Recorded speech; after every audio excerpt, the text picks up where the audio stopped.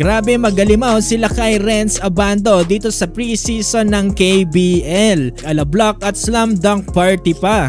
Halos tumalsik na nga ang Koreano. Grabe na ang sikat ni Renz dito sa Korea, daming mga fans na nag-aabang sa kanya. Eto na, game 2 na ng MG KBL Cup Tournament. Susubukan makabawi ng Ulsan Mobis Phoebus matapos silang talunin dito ng anyang KGC kahapon sa final score na 91-84. Nga pala nagbago ng pangalan ng koponan ni Renz Abando. Ang dating anyang KGC ay naging Junkwangjiang Red Boosters na. Madami din ang inalis at pinalitan kasama ng import nila na si Omaris Spellman. Pinalitan siya dito ni Daryl Monroe. Well, opening quarter, coming off the bench pa rin dito sila kay Renz Abando. Unang minuto, hirap makakuha ng momentum ang Red Boosters, lalo na itong import nila na si Daryl Monroe. Halos puro baldog yung tira. Hirap din si Daryl dito sa mas matangkad at mas malapad na import ng Phoebus na si Gage Prim.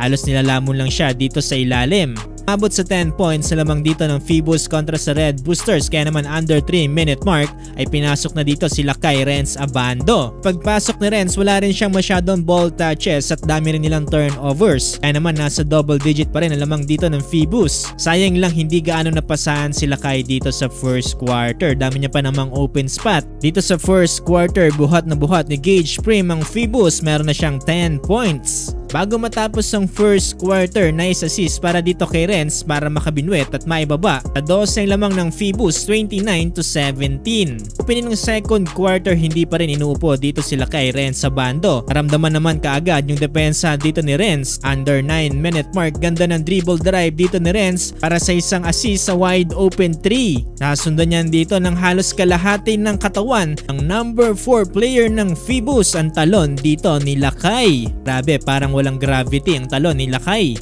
Ng depensa ni Renz para mapigilan ng end 1 play. Under 7 minute mark, muling sinundan niyan dito ni Lakay Renz Abando ng isang block shot. Nagsisimula na ang block party dito ni Renz Abando. Grabe yung talon ni Renz dito, nahabol pa rin yung tira. Inupo na rin si Renz dito pagkatapos dahil sa ilang misunderstanding na ng pasahan.